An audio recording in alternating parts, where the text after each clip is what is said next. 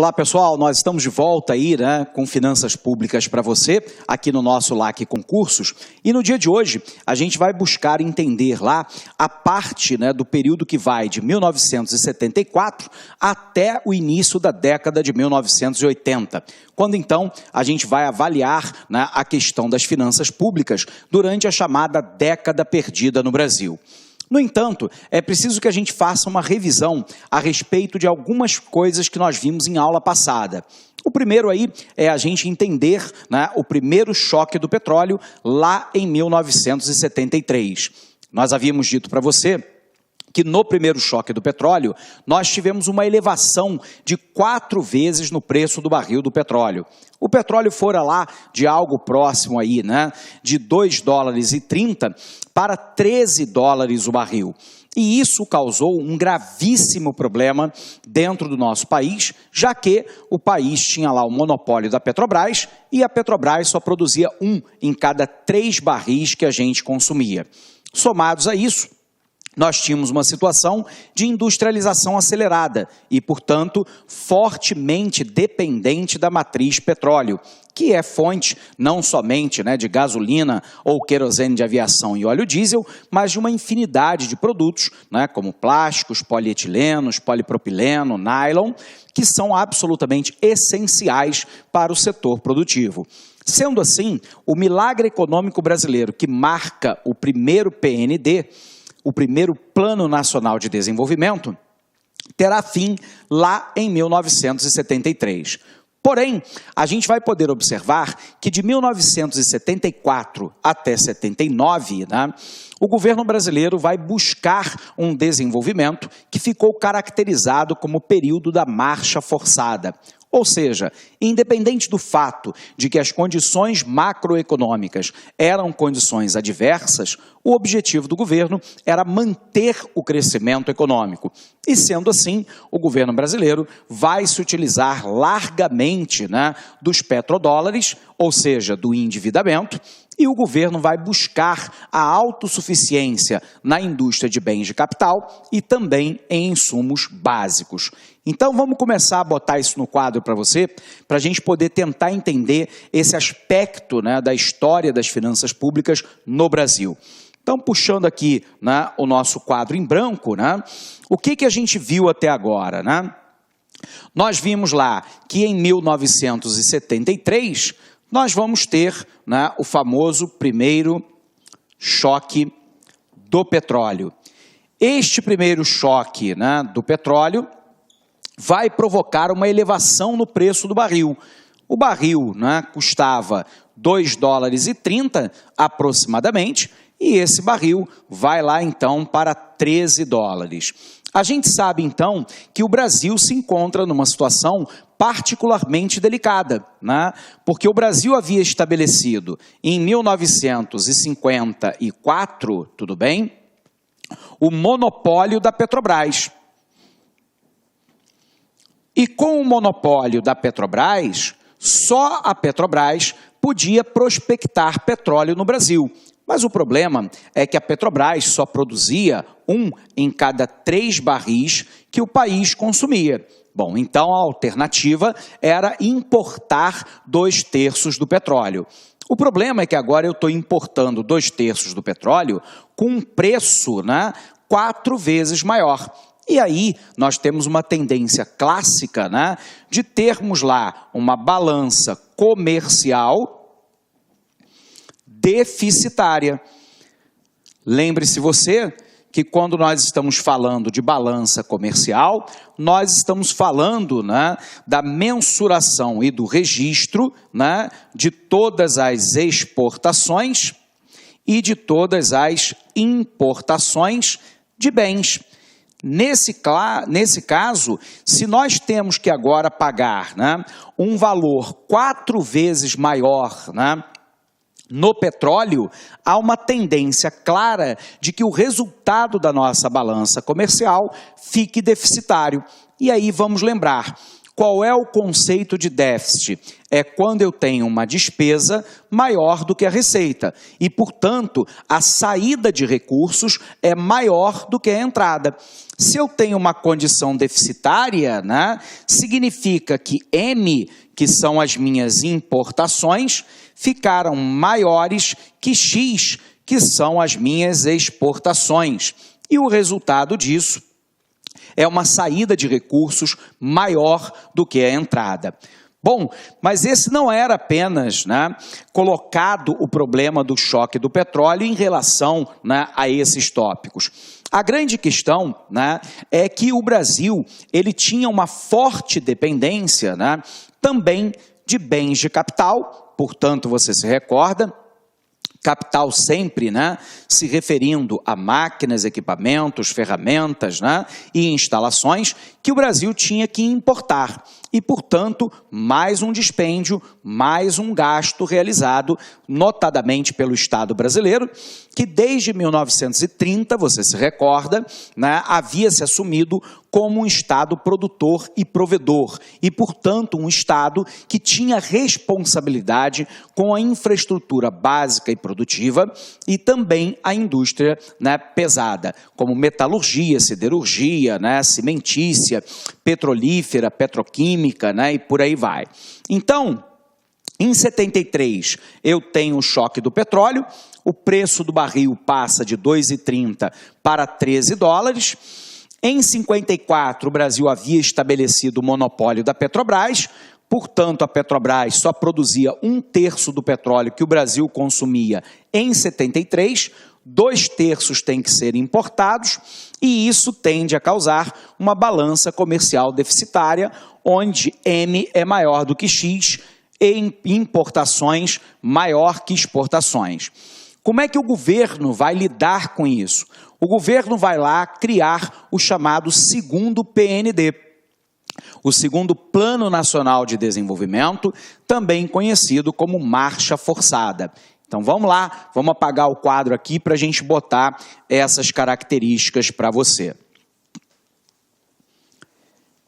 Então, lembrando, né, nós tivemos o primeiro PND, que fora conhecido como Milagre Econômico Brasileiro, né, lá de 1968 a 73, e agora nós vamos falar lá sobre o segundo PND, o segundo Plano Nacional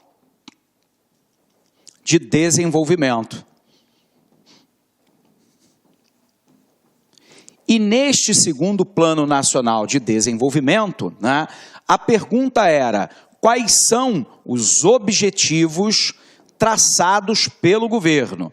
O primeiro objetivo nós já citamos, era tentar, na medida do possível, manter, né, o nível da atividade econômica, portanto, tentar manter o crescimento do PIB. Então, aqui, manter o crescimento do PIB.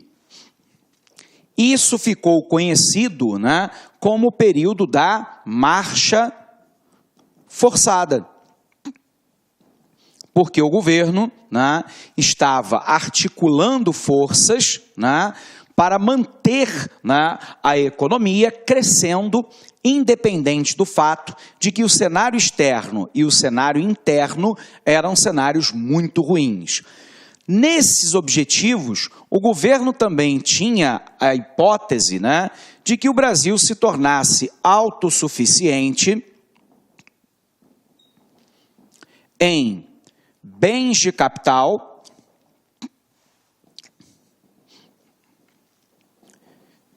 e insumos básicos. E aí vem aquela pergunta, né?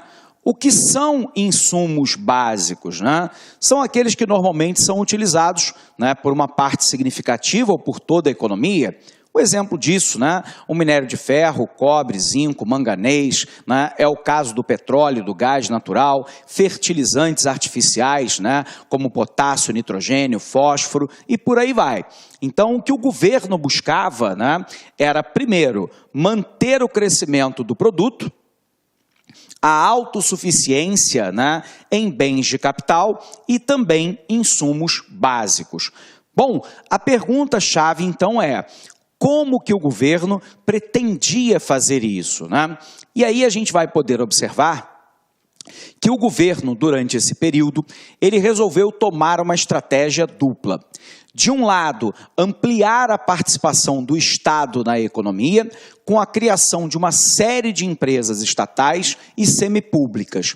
E, por um outro lado, recorrer ao endividamento externo, já que, por essa época, existia uma grande liquidez internacional advinda, né, dos recursos do petróleo. Eram chamados petrodólares. E parte desses recursos começam a ser deslocados para a América Latina e emprestados em larga escala para países como o Brasil. O problema é que o Brasil, para receber esses recursos, aceitou pagar juros variáveis. Variável significa dizer que depende de uma taxa internacional.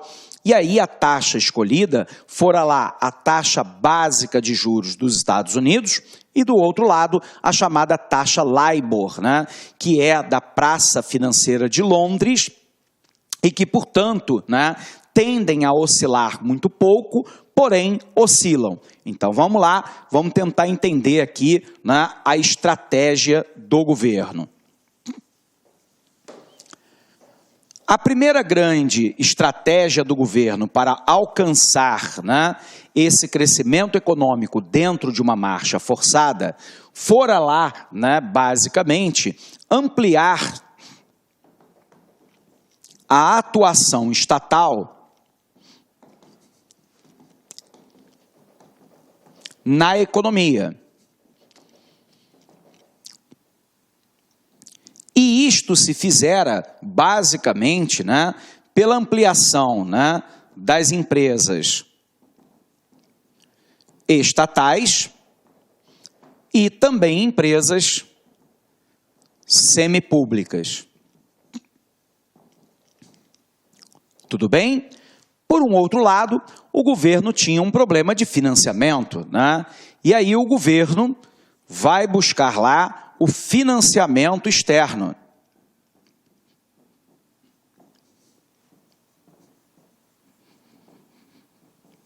E esse financiamento externo, basicamente conhecido como petrodólares, dinheiro advindo, né, da venda de petróleo que migrava para as praças financeiras dos Estados Unidos e da Europa e eram reemprestados para países da América Latina, porque os países latino-americanos pagavam taxas de juros mais elevadas. O resultado disso aqui é que não só o Brasil aumenta significativamente o endividamento, mas observe que esses empréstimos gozavam lá de juros variáveis. O que significa dizer, então, que os juros não era fixo, né? Ele dependia lá, basicamente, da taxa básica de juros do Banco Central Americano, que é o FED, o Federal Reserve, e, por um outro lado, de uma outra taxa chamada de LIBOR, que é a taxa da praça, né, de Londres, do mercado financeiro londrino. Então, o que nós tínhamos, né? De um lado, né, ampliar a atuação estatal na economia através de empresas estatais e semipúblicas. Por um outro lado, o governo busca financiamento externo, né, basicamente os petrodólares, com juros variáveis, né? Não foi uma escolha brasileira, foi uma imposição dos credores. E aí, essa taxa variável, dependendo basicamente da taxa básica de juros definida pelo Banco Central americano e da taxa LIBOR, que é uma taxa da Praça Financeira de Londres.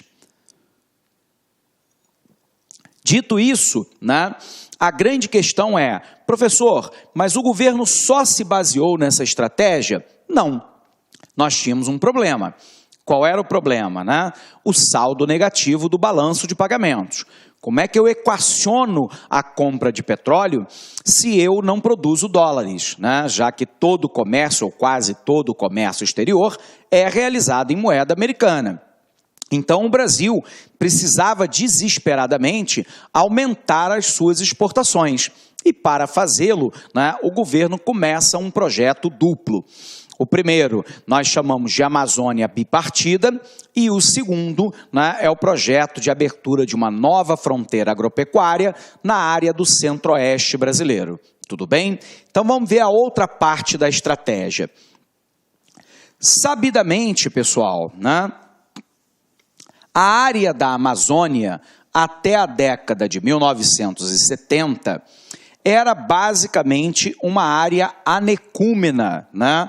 A área anecúmena é aquela pouco usada, né, ou não ocupada pelos seres humanos, né?